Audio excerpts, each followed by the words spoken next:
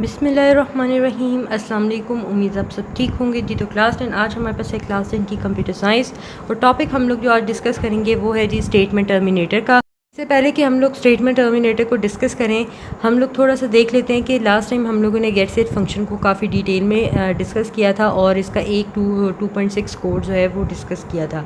अगर आपने ये लेक्चर पहले नहीं देखा तो मैं नीचे कमेंट सेक्शन में भी जो लिंक है प्लेलिस्ट का वो पिन कर दूंगी, ठीक है। और इसके अलावा जो है डिस्क्रिप्शन बॉक्स में भी डाल दूंगी ताकि आप जाके इजीली सारा देख सकें।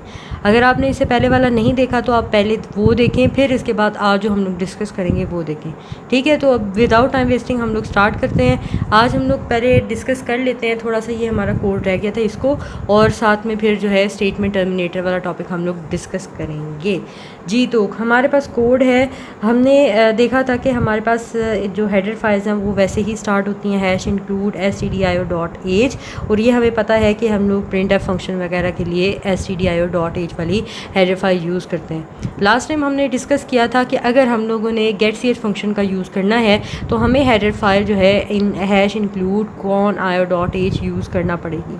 वो इसलिए क्योंकि इसका मतलब क्या है, conio. मतलब कंसोल इनपुट आउटपुट, ठीक है। तो ये हम यूज़ करेंगे क्योंकि इसमें getch की सारी इन्फॉर्मेशन इसमें मौजूद होती है।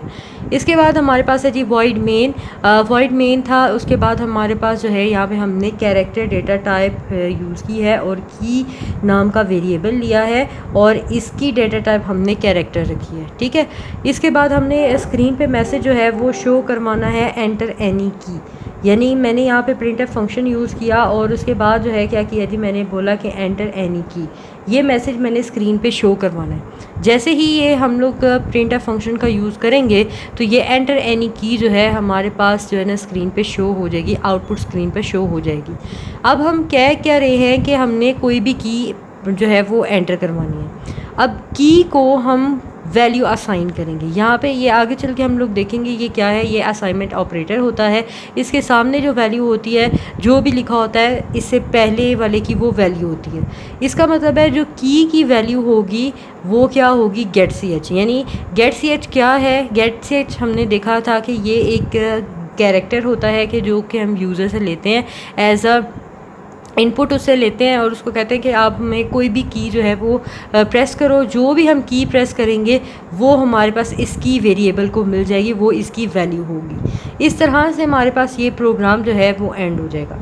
अब इसमें हुआ क्या है कि लिखा हुआ है if we run this program, जब हम इस प्रोग्राम को रन करेंगे we notice a difference between reading a character using scanf function, यानी स्कैनफ फंक्शन, इसमें हम जब ये प्रोग्राम रन करेंगे तो हम ये नोटिस करेंगे कि जो स्कैनफ फंक्शन का यूज़ करके हमने कैरेक्टर रीड किया था और फिर जो हमने getch फंक्शन का यूज़ करके जो कैरेक्टर रीड किया है, इसमें और स्कैनफ फंक्शन में क्या डिफरेंस है वो हमें पता चलेगा।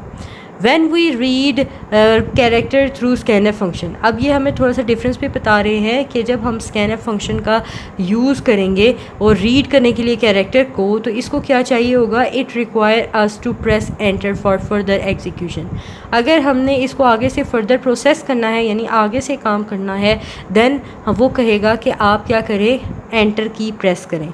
But in case of getch, लेकिन getch क्योंकि ये है गेट कैरेक्टर, ठीक है, इस फंक्शन का जब हम लोग यूज़ करेंगे it does not wait for enter की, ये एंटर की का जो है वेट नहीं करेगा, बिकॉज इसमें हम कोई भी की प्रेस करेंगे तो हमारा जो प्रोग्राम है वो फर्दर एग्जीक्यूट हो जाता है। Function read a character and proceed to the execution of the next line. जैसे ही हम कोई भी की एंटर करते हैं तो हमारा जो कर्सर होता है यानी हमारा जो प्रोग्राम है वो एग्जीक्यूट हो जाता है और वो नेक्स्ट लाइन में चला जाता है। जैसे यहाँ पे हमारे पास है ना एंटर की, ये स्क्रीन पे जैसे ही एंटर की शो होगा, ठीक है, इसके सामने जो भी आप वो कहेगा कि आप कोई भी की एंटर कर दो। जैसे आपने कोई ए या बी की एंटर कर दी है तो हमारा जो प्रोग्राम होगा, जो कोड होगा, यहाँ पे हम कहेंगे जो भी हमारी आगे से स्टेटमेंट्स होंगी, हम जो भी लिखेंगे वो नेक्स्ट लाइन में जो है हमारी एग्जीक्यूशन यानी हमारा जो कर्सर है वो नेक्स्ट लाइन में चला जाएगा, ठीक है। तो इसमें ये डिफरेंस है। इसके बाद हमारे पास जो आज का टॉपिक है वो है जी स्टेटमेंट टर्मिनेटर। स्टेटमेंट टर्मिनेटर का क्या मतलब है? सबसे पहले स्टेटमेंट हमारे पास कोई भी सेंटेंस, ठीक है, और टर्मिनेटर का आम लफ्ज़ों में ये आपको लफ्ज़ी मानी बता रही हूँ, टर्मिनेट का मतलब होता है एंड हो जाना, ठीक है। तो इसका मतलब है स्टेटमेंट टर्मिनेटर का क्या मतलब हुआ कि हमने जो हमारे पास कोई भी हम स्टेटमेंट लिखेंगे उसको हमने एंड करना है, और वो किस तरह से करना है वही चीज़ आज हम सीखेंगे। Statement terminator is an identifier. Statement terminator हमारे पास एक आइडेंटिफायर होता है फॉर कंपाइलर, कंपाइलर के लिए, विच आइडेंटिफाई, जो कि ये बताता है एंड ऑफ लाइन के प्रोग्राम, ये जो लाइन आप लिख रहे हो वो एंड हो गई है। इन सी लैंग्वेज, सी लैंग्वेज के अंदर जो सेमी कॉलन है हम लोग इसको यूज़ करते हैं एज अ स्टेटमेंट टर्मिनेटर, यानी कोई भी हम लाइन लिखते हैं उसके आगे हम सेमी कॉलन लगा देते हैं, इसका मतलब है हमारी स्टेटमेंट जो है वो एंड हो गई है। If we do not end each statement with a semicolon it result into error। कहता है अगर आप किसी भी स्टेटमेंट के आगे सेमीकोलन नहीं लगाओगे तो ये आपको एरर शो करेगा, ठीक है। और ये प्रिंट एफ फंक्शन, जैसे देखें हमने प्रिंट एफ फंक्शन का हम यूज़ करते हैं, ये डबल कोटेशन के अंदर हम जो भी लिखते हैं ये हमारा स्क्रीन पे एज इट इज़ शो होता है। ये ब्रैकेट लगाते हैं, ब्रैकेट के लास्ट पे आपको ये स्टेटमेंट टर्मिनेटर यानी कॉलन सेमी कॉलन नज़र आ रहा है, ये असल में हमारे पास स्टेटमेंट टर्मिनेटर होता है जो कि ये बताता है कि ये जो आपने स्टेटमेंट लिखी है, यानी ये जो आपने सेंटेंस लिखा है, यानी ये जो लाइन लिखी है ये एंड हो गई है।